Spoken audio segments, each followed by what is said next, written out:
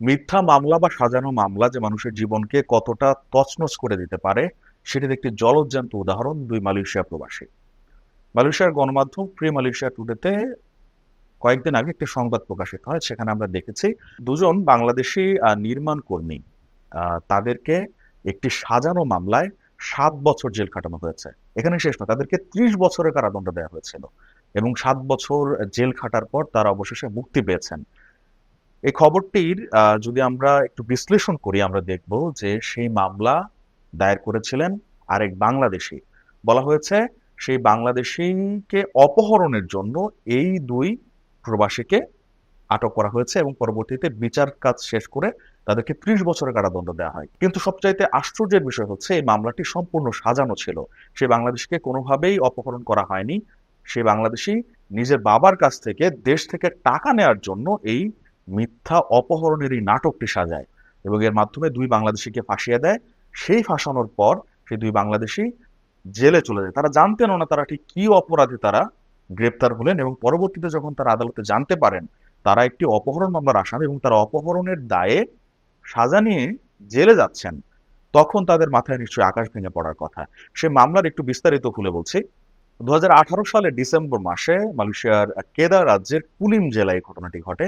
সেখানে দুই বাংলাদেশি থাকতেন, একজনের নাম ফারুক এবং আরেকজনের নাম হোসনে আরা। তো যিনি এই ঘটনার নাটের গুরু, অর্থাৎ যিনি এই দুজনকে ফাঁসিয়েছেন, তিনিও একজন বাংলাদেশি। তার নাম সাইফুল। ঘটনার পুরো বিস্তারিত বিবরণ আসেনি, তবে মামলার বিভিন্ন নথিপত্র থেকে আমরা যেমনটা বুঝতে পেরেছি ঘটনাটি এমন হয়ে থাকতে পারে। মামলার নথিপত্রে বলা হয়েছে যে সাইফুল ওই হোসনে আরা এবং হচ্ছে ফারুকের বাসায় ছিলেন 2018 সালের ডিসেম্বর মাসে। 18 ডিসেম্বর সম্ভবত সেই তারিখটি।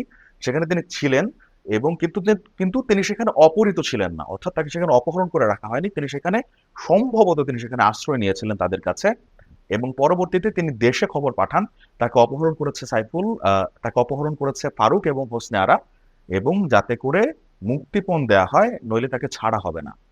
নিজের বাবার কাছে এই নাটক সাজিয়ে সেই সাইফুল এই নাটকটি সাজান নিজের বাবার কাছ থেকে টাকা আদায়ের জন্য। এবং এরপর যা ঘটে খুবই স্বাভাবিক, মালয়েশিয়ার আইনে আহ, পুলিশ রিপোর্ট করা হয় এবং সেই ফারুক এবং হোসনে আরাকে গ্রেপ্তার করা হয় এবং যথারীতি সাইফুল আদালতে জবানবন্দি দেন যে সে ফারুক এবং হোসনে আরা তাকে অপহরণ করে তাদের বাসায় আটকে রেখেছিল। এখন যিনি অপহৃত সেই ব্যক্তির সাক্ষ্য নিশ্চয়ই খুবই জোরালো হিসেবে আদালতে উপস্থাপিত হয়েছে এবং এর ফলে প্রমাণ হয়ে যায় যে সেই ফারুক এবং হোসনে আরা সেই সাইফুলকে অপহরণ করে রেখেছিলেন, যদি ঘটনাটি সম্পূর্ণ মিথ্যা ছিল। পরবর্তীতে মামলার রায় হয়, তাদেরকে 30 বছরের কারাদণ্ড দেওয়া হয়। শেষমেশ মালয়েশিয়ার একজন এমপি, মালয়েশিয়ার বর্তমান যে সরকার রয়েছে পাকাতান হারাপান যে জোট, সেই জোটের একটি দল ডিএপি এর একজন সংসদ সদস্য, তিনি এগিয়ে আসেন এই ঘটনার ব্যাপারে, তাকে জানানো হয় এবং তিনি পরবর্তীতে আইনজীবী নিয়োগ করে, তিনি নিজেও একজন আইনজীবী, তিনি আদালতে এই মামলাটি আবার উত্থাপন করেন এবং আপিল করার মাধ্যমে সেই দুই বাংলাদেশী অবশেষে জেলের বাইরে আসতে সক্ষম হন। তো এই ঘটনাটি কিন্তু একটি শিক্ষা হতে পারে, কারণ মালয়েশিয়াতে অপহরণের ঘটনা প্রায়শই শোনা যায়, বিশেষত বাংলাদেশিদের অপহরণের ঘটনা প্রায়শই সংবাদপত্রে আসে। এর মধ্যে বাংলাদেশিদের জড়িত থাকার ঘটনাই বেশি, অর্থাৎ বাংলাদেশিরাই বাংলাদেশিদের অপহরণ করছে। এক্ষেত্রে স্থানীয় নাগরিকদের সহযোগিতা নেয় অনেক অপহরণকারী। এই যে ঘটনাটি, এটি কিন্তু যদি আমরা দেখি 2018 সালে যখন সংবাদপত্রে আসে তখনও কিন্তু এটিকে অপহরণ হিসেবে দেখানো হয়েছিল, কিন্তু সেই ঘটনার পেছনের ঘটনা আমরা কেউই জানতাম না। যখন আজকে প্রায় 8 বছর পর এই ঘটনাটি সামনে এলো, তখন কিন্তু প্রমাণ হয়ে গেছে যে তারা অপরাধী নন, তাদেরকে ফাঁসানো হয়েছিল।